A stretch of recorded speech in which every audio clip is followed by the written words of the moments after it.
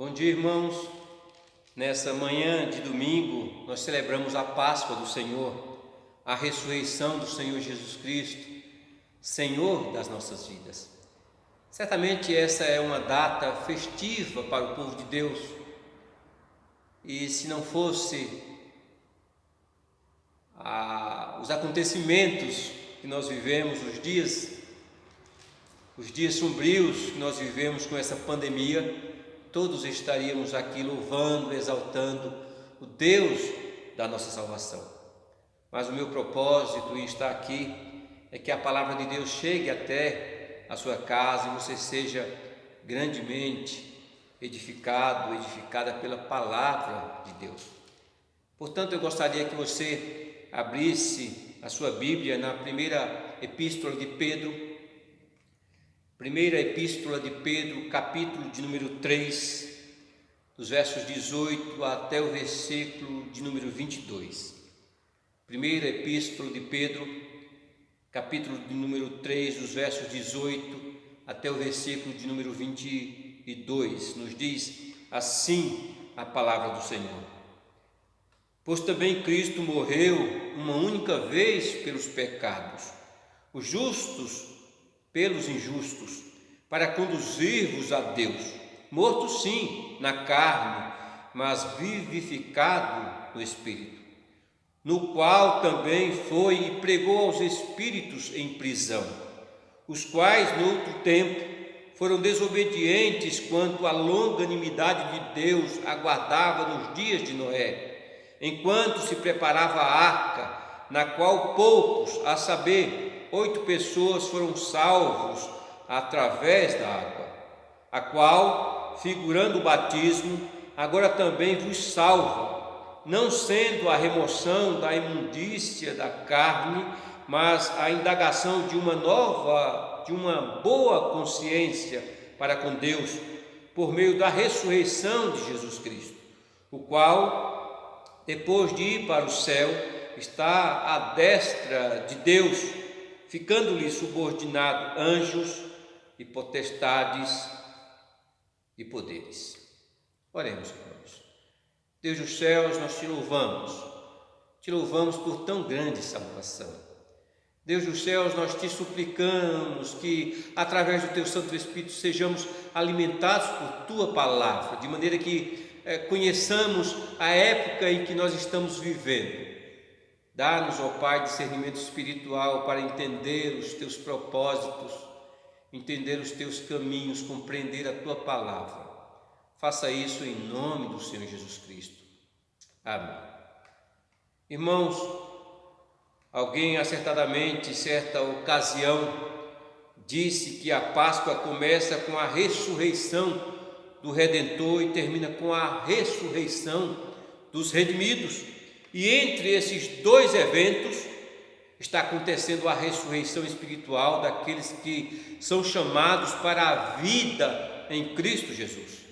Assim nós podemos dizer que vivemos duas Páscoas. E no poder da primeira Páscoa vamos ao encontro da última Páscoa.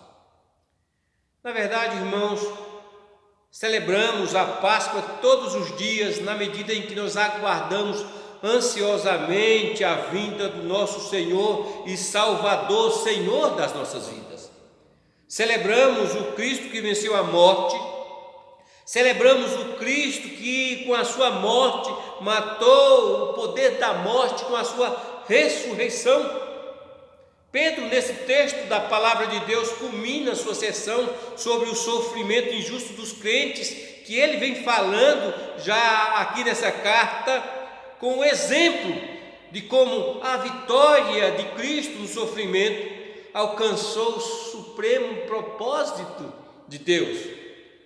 O cerne da palavra de Deus, irmãos, o coração do Evangelho, é o fato de que aquele que era perfeitamente justo morreu pelos injustos. Ele triunfou sobre todo o sofrimento, como Deus havia predeterminado para proporcionar a redenção do seu povo, a redenção da sua igreja.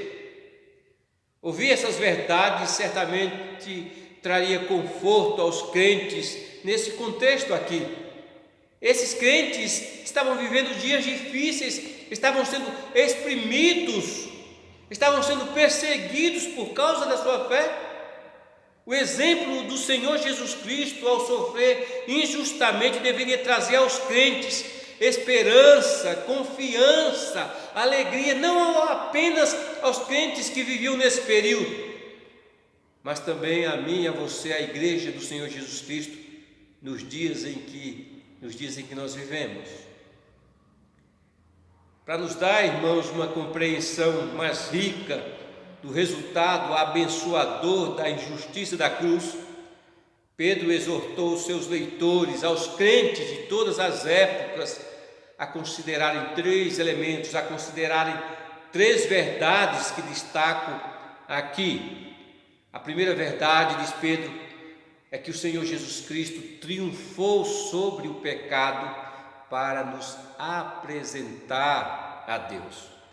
O texto que lemos começa dizendo: pois também Cristo morreu uma única vez pelos pecados, o justo pelos injustos, para conduzir-vos a Deus.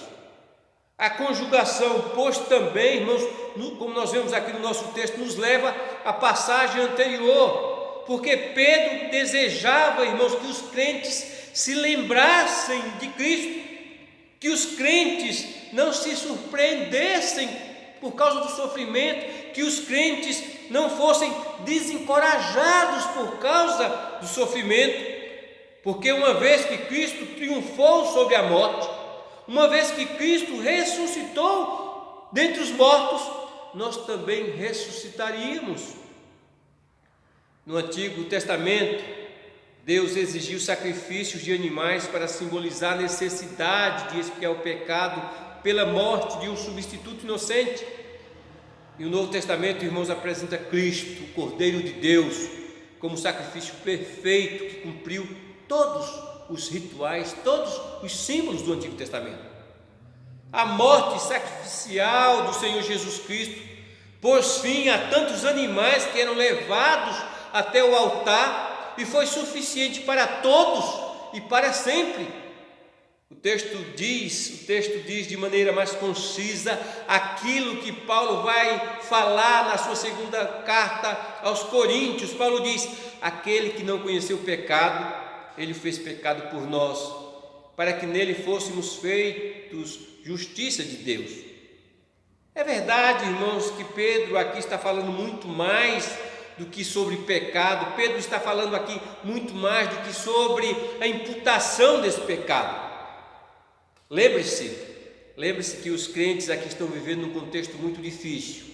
E Pedro, melhor dizendo, os exorta a olharem para essas verdades de maneira prática. O exemplo de Cristo deveria encorajá-los, o exemplo de Cristo deveria confortá-los num momento tão difícil. O rasgar do véu do santuário de cima a baixo simbolicamente demonstrava a realidade de que o caminho foi aberto, o caminho até Deus está aberto. O Santo dos Santos celestial, o trono da graça, a presença de Deus foi disponibilizada para acesso imediato a todos os crentes, ou como diz Pedro mesmo, o justo pelos injustos, para conduzir-nos a Deus. Nos tribunais antigos, irmãos, apenas certas pessoas tinham acesso ao rei. Essas pessoas verificavam o direito dos outros e em seguida apresentavam essas pessoas ao monarca. Cristo agora exerce essa função para com os crentes, de maneira que o autor aos Hebreus diz: Jesus, como precursor, entrou por nós, tendo se tornado sumo sacerdote para sempre. Ele entrou na presença de Deus para nos levar a ter comunhão com Ele.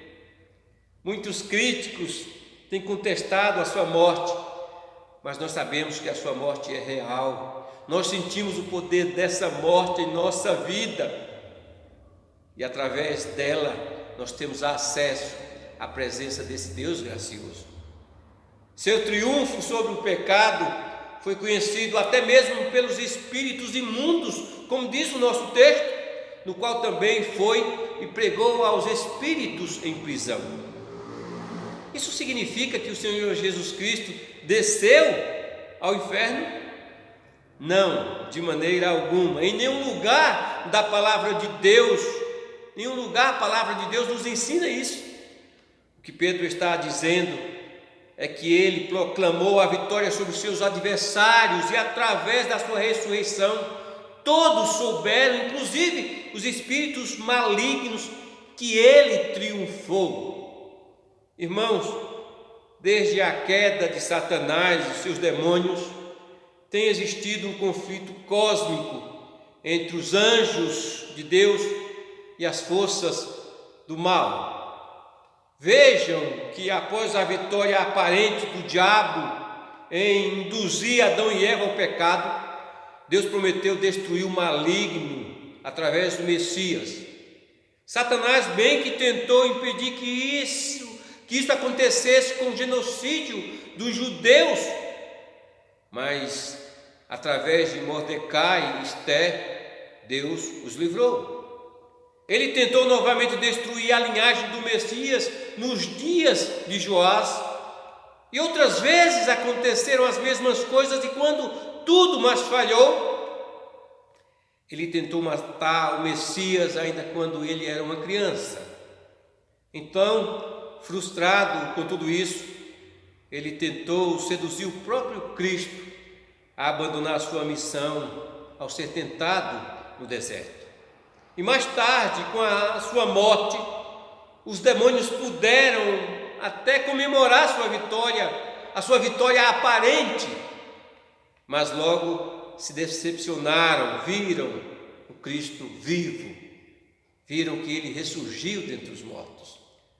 Note, irmãos, que o texto que nós lemos, Pedro liga esses demônios, espíritos em prisão, a algo que aconteceu nos dias de Noé.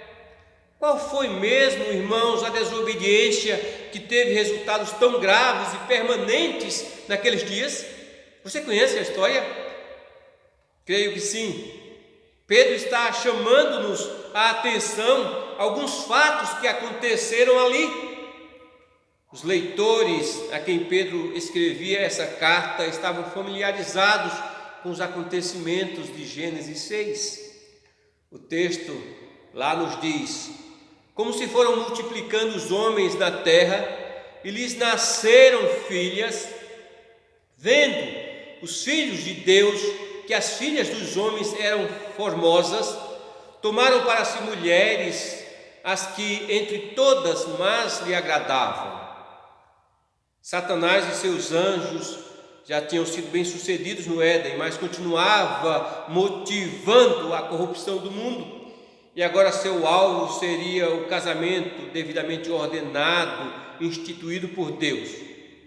Aqui, irmãos, segundo alguns estudiosos, nós somos apresentados aos primeiros casos de possessão demoníaca. Os espíritos malignos atraíram aquelas mulheres aos filhos de Deus que, de alguma forma perversa, fizeram suas preferências, casando-se com idólatras, concordaram numa união conjugal perversa, o que muito desagradou o Senhor, de maneira que o texto lá nos diz: então disse o Senhor, o meu espírito não agirá para sempre no homem. Viu o Senhor que a maldade do homem se havia multiplicado na terra e que era continuamente mal todo o desígnio do seu coração. Então se arrependeu o Senhor de ter feito o homem na terra, e isso lhe pesou no coração. Pedro, irmãos, está dizendo, em outras palavras aqui, que o Senhor proclamou o seu triunfo sobre o pecado, sobre a morte, sobre o inferno e sobre os demônios que haviam corrompido a humanidade da pior maneira nos dias de Noé. Foram os mesmos que encheram a terra de miséria, tristeza, sofrimento, devassidão, a tal ponto que nem mesmo 120 anos de pregação feitos por Noé chegou a convencer alguém. A perversão que trouxe o dilúvio estava ligada, irmãos, à mesma perversão que trouxe fogo e enxofre a Sodoma e a Gomorra. O esforço dos anjos caídos, das forças do mal para impedir o propósito redentor do Senhor, de que a semente da mulher esmagaria a cabeça de Satanás, acabou sendo frustrado na cruz, como diz Paulo, e despojando os principados e as potestades, publicamente os expôs ao desprezo, triunfando deles na cruz. Pedro está dizendo aos crentes que viviam nesse contexto tão difícil, que os seus sofrimentos não eram um desastre, mas sim que o seu sofrimento era o caminho para a verdadeira vitória espiritual, porque o Senhor Jesus Cristo triunfou sobre o pecado para nos apresentar a Deus. Não nos esqueçamos, irmãos, jamais dessa verdade, que tenhamos essa verdade sempre diante dos nossos olhos. Um segundo elemento, uma segunda verdade que Pedro ressalta aqui, é que Cristo triunfou sobre o pecado para nos dar salvação. Pedro, ao falar sobre essa salvação, faz uma analogia com o relato bíblico da paciência de Deus nos dias de Noé. O texto aí nos diz os quais, no outro tempo, foram desobedientes quanto à longanimidade de Deus aguardava nos dias de Noé, enquanto se preparava a arca, na qual poucos, a saber, 8 pessoas foram salvos através da água, a qual, figurando o batismo, agora também vos salva. Deus foi paciente com o mundo corrupto daqueles dias, é verdade. Ele anunciou o julgamento, o juízo de Deus, mas enquanto ele fazia isso, ele oferecia a salvação. E ainda em nossos dias, o Senhor tem agido com a mesma graça, com a mesma misericórdia. Atentemos, irmãos, a isso. Os membros da família de Noé foram os únicos da terra que atenderam à advertência divina, enquanto todo o resto da humanidade foi afogada no ato do juízo de Deus. Durante esse período, as pessoas testemunharam acerca da construção da arca. Embora o objetivo da arca fosse resgatar Noé e a sua família do dilúvio, a arca foi também uma lição viva para os descrentes sobre o juízo iminente de Deus. A falta da capacidade de responder ao sermão da arca, por assim dizer, revelava, irmãos, a profunda maldade vivida nos dias de Noé. Os dias em que nós vivemos também não são diferentes. Pedro, irmãos, usou essas palavras aqui para falar da salvação em Cristo. Essas verdades devem ser tomadas como um símbolo, como uma analogia daquilo que está prestes a acontecer, como o Senhor Jesus Cristo mesmo advertiu. Pois assim como foi nos dias de Noé, também será a vinda do Filho do Homem. Nos dias de Noé, Deus os preservou, enquanto o resto da humanidade pereceu. Naquele dia, irmãos, seremos salvos, como foi a família de Noé na sua geração, enquanto através do julgamento final, Deus trará fogo e fúria ao mundo descrente, destruindo todo o universo. A palavra do Senhor inúmeras vezes nos chama a atenção a esse fato.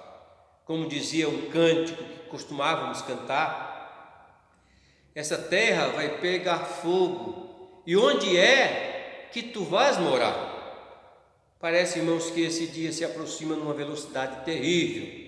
E uma das evidências é que o Espírito Santo parece que está se retirando no nosso meio, cumprindo aquilo que Deus havia dito. Como nos dias de Noé, a pregação bíblica não chama mais a atenção, nem tampouco parece mostrar a necessidade de salvação. As pessoas não se sentem perdidas, e certamente nos dias de Noé, isso também acontecia.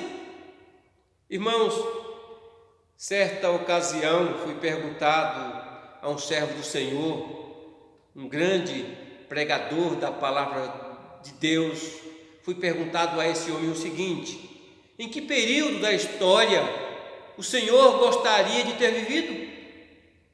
Aquele servo do Senhor respondeu que gostaria de ter vivido na Grã-Bretanha durante o reinado da Rainha Vitória, pois nesse período, apesar de ser dias difíceis, dizia ele, o Senhor Deus havia levantado grandes homens, grandes servos, grandes pregadores da palavra de Deus, e de fato nesse período da história, o Espírito Santo de Deus agiu poucas vezes como não temos visto na história da igreja cristã. Os homens há muito tempo, as pessoas há muito tempo têm estudado sobre a questão final da história e têm se perguntado: para onde a história está nos levando? Existe um propósito? É possível ver um objetivo na história? Ou a história é apenas uma sucessão de amanheceres, entardeceres, uma série de anos sem sentido que fluem rapidamente, nos levando a lugar nenhum? A história é assim. A história é aquilo que os filósofos ensinaram nos dias de Paulo e as religiões orientais ensinam em nossos dias, como sendo, irmãos, uma série interminável de ciclos. Ou como dizia o filósofo francês Jean-Paul Sartre, enquanto você vive, nada acontece. O cenário muda, as pessoas entram e saem, isso é tudo. Isso é tudo. Irmãos, essa liberdade aparente expressa aqui por Sartre é na realidade um peso esmagador de desespero, de desesperança. Quando removemos Deus da história humana, essa história fica sem sentido. E as palavras de Sartre aqui refletem isso. Mas apesar de tanto cinismo e desespero, o fato é, a verdade é que a história está indo para algum lugar. A história está se dirigindo ao ponto culminante da vinda do Messias, do Salvador das nossas vidas. O dia em que a nossa salvação será revelada de maneira muito mais intensa, pois o Senhor Jesus Cristo triunfou sobre o pecado para nos apresentar a Deus, e Ele fará isso. Ele triunfou sobre o pecado para nos dar a salvação, tenha certeza disso. Mas por fim, irmãos, Ele triunfou sobre o pecado para mostrar a sua supremacia. O texto conclui dizendo: o qual depois de ir para o céu, está à destra de Deus, ficando-lhe subordinado anjos e potestades e poderes. Cristo, irmãos, concluiu a sua redenção e assentou-se sobre o governo do mundo por toda a eternidade. Depois de descrever a grande obra em favor dos pecadores, em favor da sua igreja, Paulo disse que também Deus o exaltou sobremaneira e lhe deu o nome que está acima de todo nome, para que ao nome de Jesus se dobre todo o joelho nos céus, na terra e debaixo da terra, e toda língua confesse que Jesus Cristo é Senhor, para a glória de Deus Pai. Irmãos, não foi isso que o apóstolo João viu quando esteve na ilha de Patmos, quando ao redor do trono celestial ouvia as vozes daqueles que ali estavam dizendo: digno é o Cordeiro que foi morto de receber o poder e riqueza e sabedoria e força e honra e glória e louvor. O reino do mundo se tornou do nosso Senhor e do seu Cristo, e Ele reinará pelos séculos dos séculos. Irmãos, aqueles que reverenciam a autoridade suprema do Senhor Jesus Cristo, são compostos de 3 grupos, podemos dizer assim. O primeiro grupo são aqueles que estão nos céus, são os santos que partiram para a glória eterna, bem como os anjos que lá estão louvando e adorando ao soberano Senhor. Mas também outros hão de reverenciar o seu nome.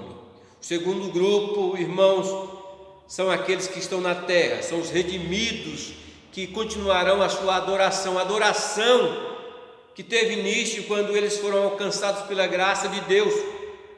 Mas também, irmãos, os não redimidos, eles reconhecerão isso. Esses também serão obrigados a reconhecer e a se ajoelhar diante da sua majestade e reconhecer que Ele é Deus para a glória de Deus Pai. O terceiro grupo dos que irão exaltar o nome que está acima de todo nome, serão aqueles que estão, como nos diz o texto bíblico, debaixo da terra. Quem são esses? Esses são os anjos que se rebelaram contra Deus. São os demônios, bem como todos aqueles que morreram sem Cristo e que estão aguardando o julgamento final. Não importa, o fato é que todos indistintamente um dia irão declarar o senhorio de Cristo, irão confessar que Ele é Senhor para a glória de Deus Pai. Aquele que foi proclamado por Deus como Senhor sobre tudo, sobre todos, é Senhor da sua vida? É Senhor de fato da sua vida? Muitos têm dito que não, outros têm dito que sim. E você, o que tem a dizer? Mas, admitamos ou não, um dia todos hão de se prostrar e confessar o seu nome. Dos lábios daqueles que pertencem a Deus, essa será uma declaração de lealdade, uma declaração de fidelidade, de adoração ao Senhor soberano por toda a eternidade. No entanto, irmãos, para aqueles que o têm rejeitado, para aqueles que o têm desprezado, essa confissão será um lamento, será um amargo choro por toda a eternidade. Não esqueça que aquele dia vai chegar. Não espere que aquele dia chegue, se prostre diante desse Deus, reconheça Ele como Senhor da sua vida. Suplique para que de fato Ele transforme o seu viver, a sua vida. Declare que Ele é Senhor da sua vida e viva nessa dependência, na dependência desse Deus que se colocou em nosso lugar para nos dar a sua salvação. Pois Ele morreu, Pedro nos disse que Ele morreu para nos apresentar a Deus. Ele triunfou sobre o pecado para nos dar a salvação, mas Ele fez isso para mostrar a sua supremacia. Que de fato possamos nos prostrar diante desse grande Deus, vivendo para a sua honra, vivendo para a sua glória. Que de fato nos pareçamos cada vez mais com esse Deus Santo. Que de fato a sua palavra